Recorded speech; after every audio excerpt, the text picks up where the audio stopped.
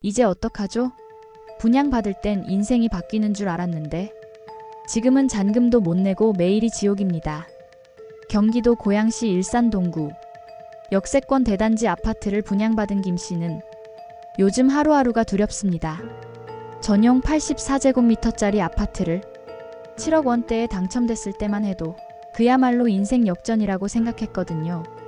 주변 전셋값은 4억 원, 5억 원 원대였고 나머지는 대출로 채우면 된다고 믿었습니다. 그런데 말입니다. 2025년 지금 김 씨는 아직도 입주를 못하고 있습니다. 이유요? 잔금을 낼 수가 없기 때문입니다. 문제는 바로 627 부동산 대책, 그중 소유권 이전 전 전세 대출 금지 조항이 결정타였습니다. 원래는 세입자를 먼저 드리고 그 전세 보증금으로 잔금을 내면 되는 구조였죠. 그런데 지금은 집주인이 잔금을 다 내지 않으면 세입자 전세 대출이 안 나옵니다. 그러니까 먼저 수억 원의 현금을 쥐고 있지 않으면 전세도 못 맞추고 대출도 못 받고 입주도 못 한다는 말이죠. 무조건 입주하래요.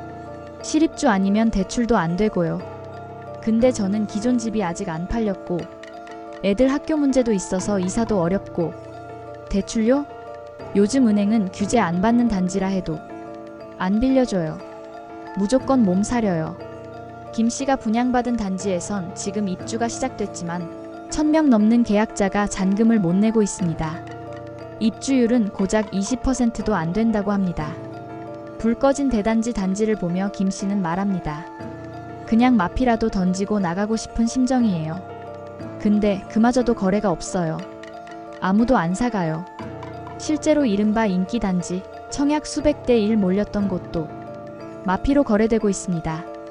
마포자이 힐스테이트 라첼스 전용 84제곱미터는 지난달 분양가 수준에 거래됐고 송파 잠실 더샵 루벤도 손바뀜이 일어났지만 가격은 제자리입니다. 예전 분위기라면 상상도 못했던 일들이죠. 주택산업연구원 자료를 봐도 이 현상이 그대로 나타납니다. 6월 전국 아파트 입주율은 60.9%, 한 달 만에 6.3%포인트 떨어졌습니다. 수도권도 81.0%에서 77.3%로 내려앉았고요. 이유는 명확합니다. 기존 주택 안 팔려서 37.5%, 잔금 대출 못 받아서 27.1%, 세입자 못 구해서 18.8%, 즉 팔리지도 않고 빌리지도 못하고 들어가지도 못하는 삼중고인 겁니다. 그럼 정부가 말한 대로 규제 적용 안 받는 단지는 괜찮을까요? 업계 관계자들 말은 다릅니다. 서류상 비적용 단지라 해도 은행이 이미 몸을 사려서 대출 심사를 극단적으로 까다롭게 하고 있답니다. 한마디로 대출 문턱이 현실에선 모두에게 높아졌다는 거죠. 이제 집주인들이 택할 수 있는 선택지는 세 가지뿐입니다. 수억 원의 현금을 쥐고 잔금을 완납하든가, 대출 없는 현금 세입자를 반전세나 월세로 맞추든가, 실입주를 조건으로 고금리 대출을 받든가. 근데 이 셋 다 쉬운 길은 아니죠. 서울에서도 사정은 다르지 않습니다. 서초구 메이플자이 전용 84제곱미터 전세가 최근 14억 5천만 원에 계약됐는데요.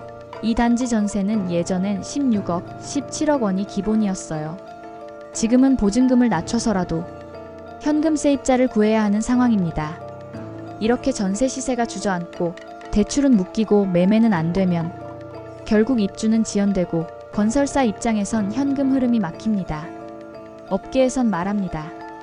미분양 늘고 이주비도 어렵고 이제는 입주율까지 낮아지니 건설사 유동성 위기가 더 커질 수 있다고요. 지금의 문제는 단순히 한두 명이 입주를 못하는 게 아닙니다. 이미 준공된 아파트에 수천 명이 들어가지 못하는 상황이 계속되면 그 충격은 고스란히 시장 전체로 퍼지게 됩니다. 그리고 이건 김 씨만의 이야기가 아닙니다. 수도권 곳곳 전국 신규 아파트 현장에서 비슷한 절망과 고립감이 계속되고 있습니다.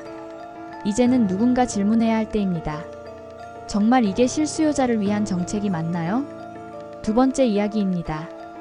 건설 면허를 취소하겠다고요?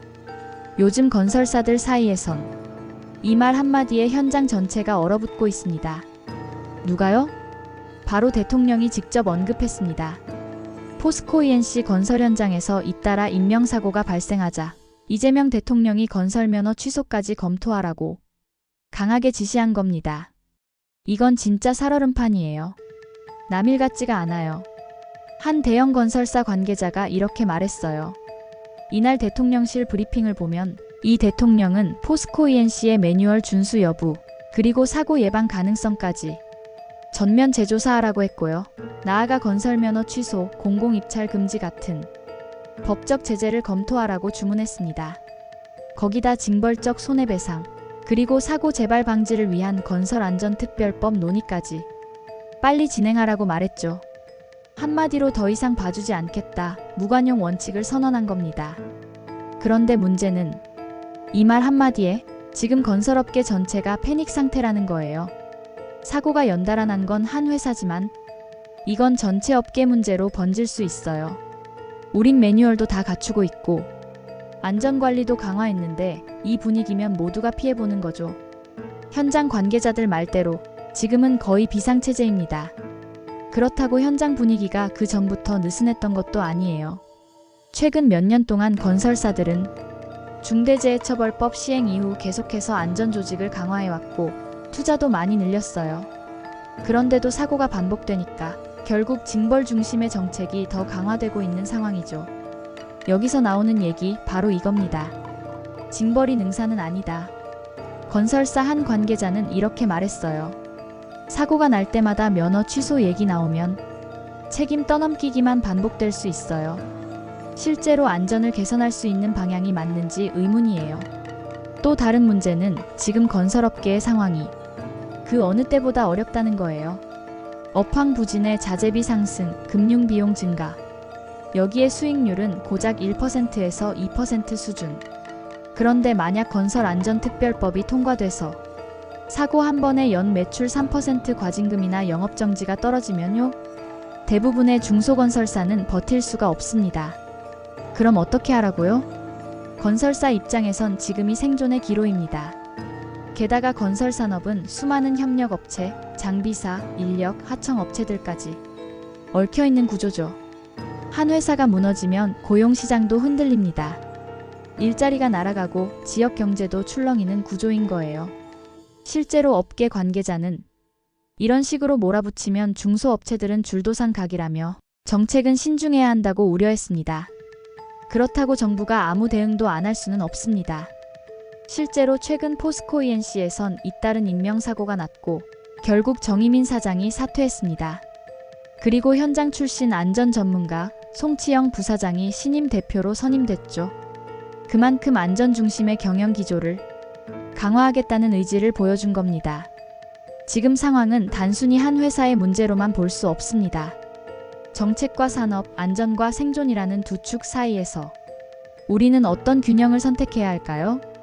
안전은 타협할 수 없는 가치지만 산업의 생존도 함께 고민해야 한다. 이 말 요즘 건설 현장마다 울려 퍼지고 있습니다. 시청자 여러분은 지금의 상황을 어떻게 보고 계신가요? 오늘의 이야기가 도움이 되셨다면 좋아요와 구독, 알림 설정 부탁드립니다. 감사합니다.